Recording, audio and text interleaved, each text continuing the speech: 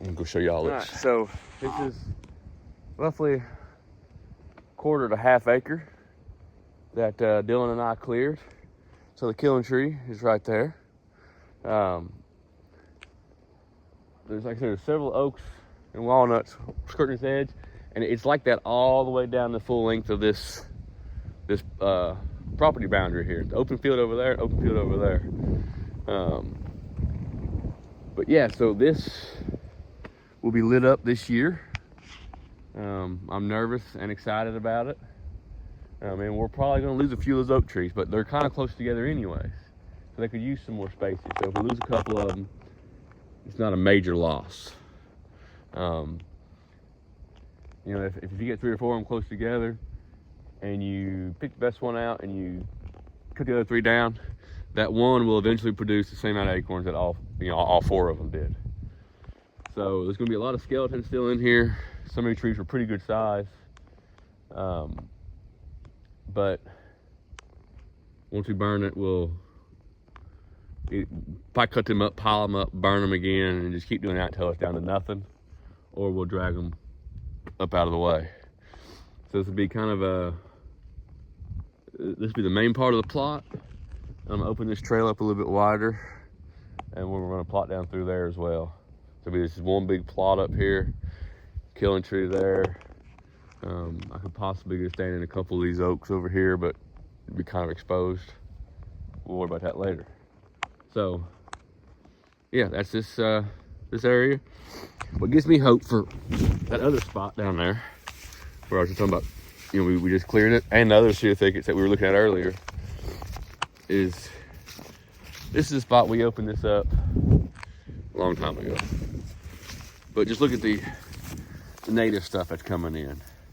So I don't know what all this is, but there's stuff here besides cedar trees. There's a seed bank in here that if we maintain it with fire, I think we can have a really good showing. So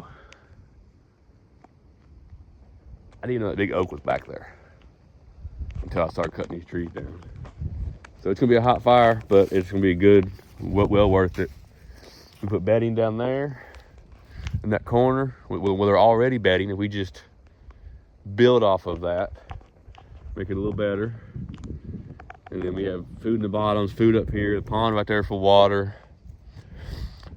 We won't hold deer on this farm, but we can make it a destination spot, because as far as I know, none of the neighbors are doing anything. This neighbor over here, great people, they just run cattle. So turkey are always over, but it's open. It's wide open land. So they have a few good spots, some oak bottoms and stuff, but they don't do anything as far as habitat management. They got a lot of cedar thickets just like we got here.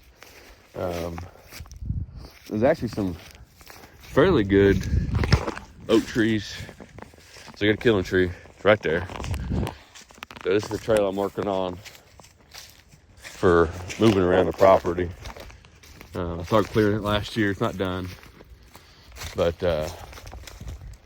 stump sprouts coming back up in here. So the property line is literally right here. I'm just making this trail. At some point this guy will be gone, and that cedar tree will be gone. So we can open this trail up really wide and probably get rid of this oak right here, just so we can get the tractor up through here. But this is where I stopped at. There's this big oak right here. Big boy, I mean. Jeez. Good size oak. And then there's several oaks all through this ridge going down to this bottom. A lot of these little showy bushes, I don't know what they actually are, but we have a bunch of them. They're everywhere on this farm. So we're gonna, at some point we'll get in here, we'll clear all this out. And I mean, there's a good oak right there. It's big enough for a stand. So all this has just been hidden. All these leaves in here, it'll carry a fire really well through here once we come in and get all the cedar trees knocked down, which looking at right now, the leaves are off of it. There's really not that many cedar trees in here compared to the other spots. As you go that way, it gets a lot thicker. But yeah, so we get this spot looking real nice, fairly easily. So I'm gonna leave some of the cedar trees and some of the spots I want to have bedding areas, just as something there, because there's not a lot of oaks. But as we get more oaks, we can start getting rid of cedar trees. So we're kind of a fine balance. And if the neighbors have bedding, and random piece of glass, if the neighbors got the bedding areas, and I can have the food, that's okay too. So hopefully I can get some of my neighbors. Hopefully they watch this, and we can get some of them involved and get some habitat work going on their places. And this place produces some good deer. Not no state records or nothing, but we can. The habitat's just not there. If we can get better habitat, we can probably get bigger deer. So that's my spew for the day. So I'm gonna head down to the midnight plot, show y'all a spot there, and then I get to work. Okay, so we are now in the midnight plot. First off, the deer have been hammering it. They're in the clover plot and the midnight plot every single day and night. They have eat this down to just about bare nothing. Only thing here is some native vegetation and a few turnips. They've been digging them up. Everywhere I look, there's holes where they dug up the turnips and radishes. But so that's good. That's why it's here, to feed them. Anyways, this little island, which you can kind of see through. A lot of cedar trees in here. There's a few little small hedge trees, mainly cedar trees. This is part of the bigger plan. So down that far end, going that edge of that tree line of probably 40 yards, and then you go up the hill probably 100 or so yards, and that's the line coming across. And then about 100 yards behind the other side of the edge of this little island is the line in the pond. Anyways, that kind of gives you this whole ridge here. The whole little island went down to the point down here where it curls around. That is all part of the same plan. Same big project for this year is that. So it's going to change the whole dynamic of this bottom.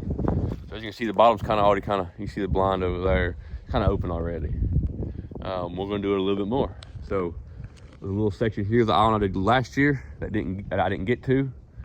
So I'm gonna get to it this year, hopefully. We got like that walnut lean in there. It's coming out of there. The straight walnut that's on the same stump, I'll leave. But the leaning one's coming out of there. All these little trash trees are coming out of this side. And right where that blind is on the other side of the old playhouse stand, will be a permanent stand next year. And eventually I'll get a permanent stand where that ladder stand is. But this little island, there's a lot of oaks in here. Some hickories.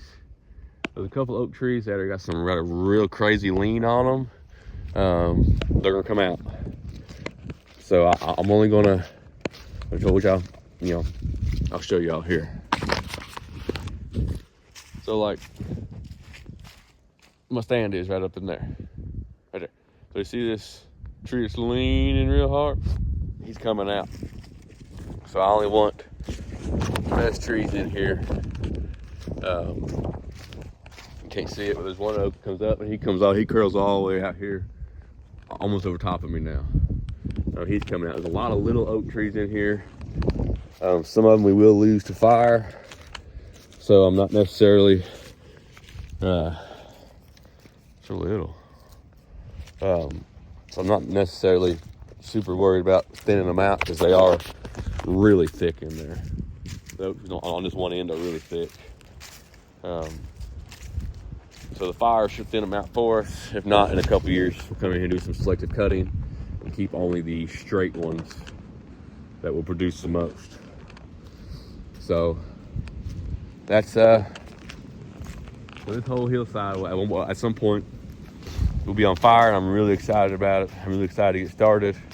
We can get the guys together, hopefully before ticks emerge, because I don't want to deal with them. And we can go ahead and get this, start getting this knocked out.